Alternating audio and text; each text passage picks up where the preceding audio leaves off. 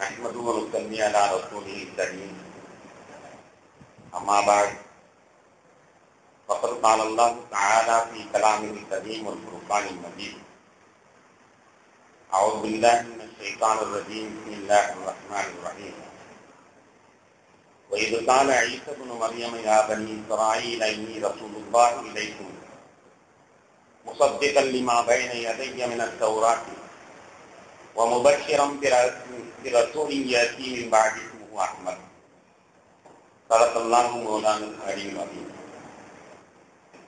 اللهم صل على سيدنا محمد شمس الأنبياء وبدر المرسلين وكتب الأولياء واختصار المتقين تاج الأمة شفيع المذنبين شفيعي يوم القيامة الله يا رب.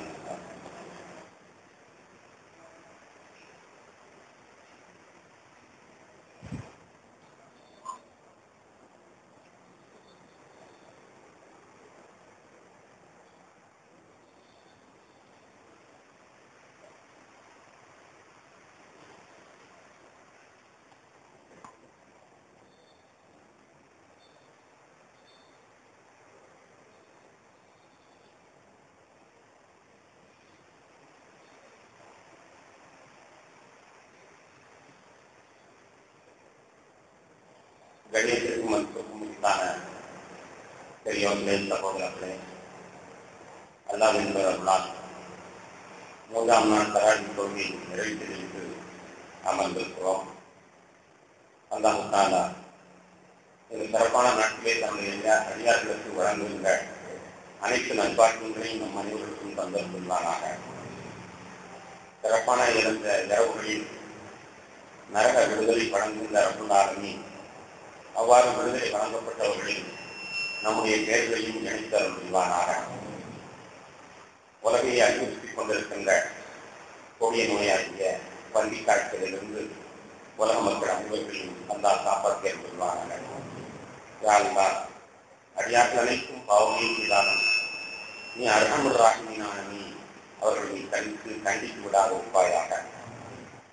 கணேசனுடைய நபிகள் நாயகம் ஸல்லல்லாஹு அலைஹி வஸல்லம் சரித்திரத்தை அவர்களை கொண்டு ஈமான் கொண்ட நாமும் நம்முடைய இடவர்களும் புரிந்து வைத்திருக்க வேண்டும் என்ற நோக்கில இந்த சரித்திர தொடர் நிகழ்ச்சி இங்கே பேசப்படுகிறது.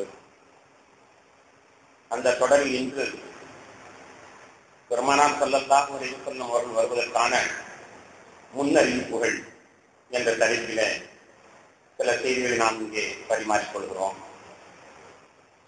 கணேசனுக்குரியவர்களே, ஒரு கவிஞர் சொல்வார், தோன்றி புகழுடன் தோன்றுக அக்கிலார் தோன்றலில் தோன்றாமை நன்று என்பதாக.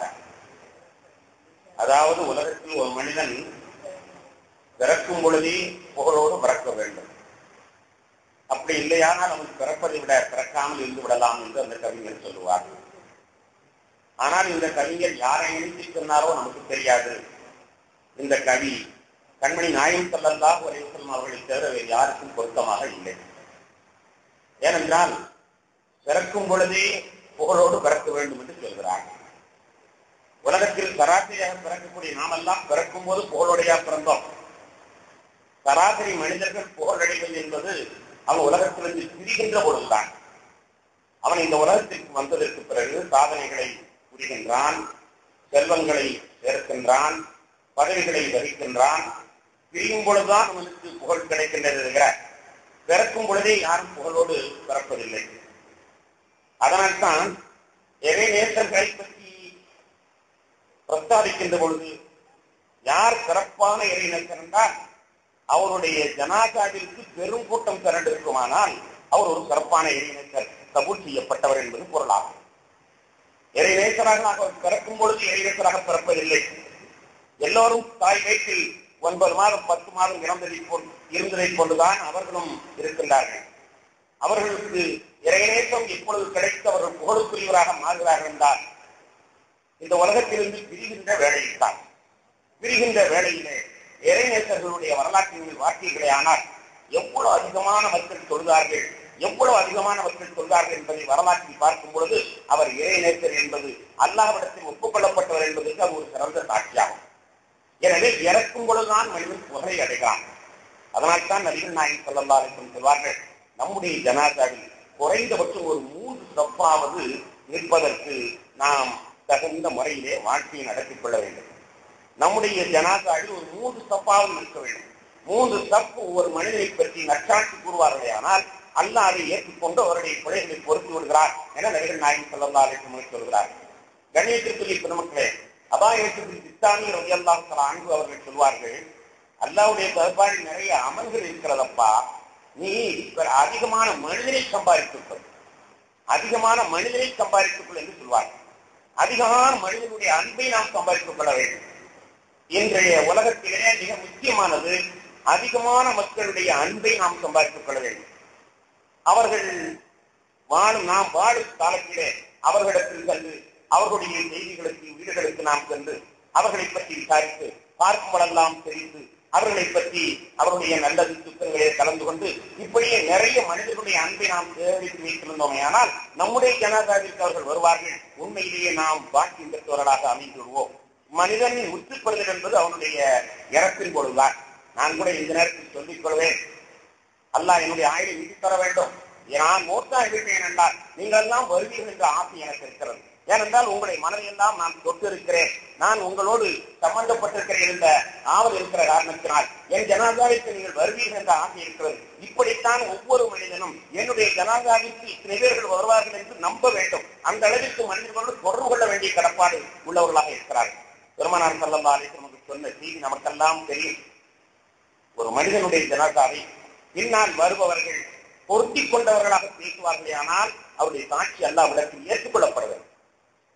ஜனாதாவிற்கு பின்னால் வருபவர்கள் அவரை பற்றி அவதூறாக பேசிக் கொண்டு செல்வார்களே, ஆனால் அந்த சாட்சி ஏற்றுக்கொள்ளப்பட்டு அவன் நரகத்திற்கு செல்கிறான் என்ற செய்தி பலமுறை நாம் கேள்விப்பட்ட செய்தியாகும். எனவே ஒரு மனிதன் முக்தி அடைதல் என்பதும் புகழ் பெறுதல் என்பதும் அவன் இறக்கின்ற பொழுதுதான், பிறக்கின்ற பொழுது அல்ல. நம்முடைய இன்றைய காலகட்டத்தில் எந்த குழந்தையாவது புகழோடு பிறக்கிறதா என்று எண்ணி பாருங்கள், நிச்சயமாக இல்லை. நாம் இருவர், நமக்கு ஒருவர், நாமே இருவர், நமக்கு ஏன் ஒருவர், நாமே குழந்தை, நமக்கு ஏன் குழந்தை என்று சொல்கிற நேரத்தில் எந்த குழந்தையாவது புகழோடு பிறக்கிறதா என்று பார்த்தால் ஒரு குழந்தையும் புகழோடு பிறக்கவில்லை.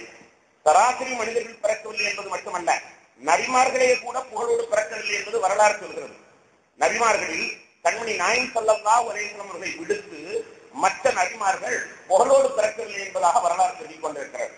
சையதுனா மூசா அலைஹிஸ்ஸலாத்தை பற்றி நமக்கு தெரியும். மூசா அலைஹிஸ்ஸலாத்து வஸ்ஸலாம் அவர்கள் பிறக்கும் பொழுது புகழோடு பிறந்தார்களா? இல்லை. அவர்கள் பிறக்கிற நேரத்தில் அந்த நாட்டு மன்னர் ஒரு கனவு காணுகிறார். அந்த கனவிலே தாழ்ந்த குலத்தில் இருந்து கிளம்பிய ஒரு நெருப்பு உயர் குலத்தோரை எல்லாம் சுத்தரிப்பதாக அந்த கனவு. விளக்கம் கேட்டான்.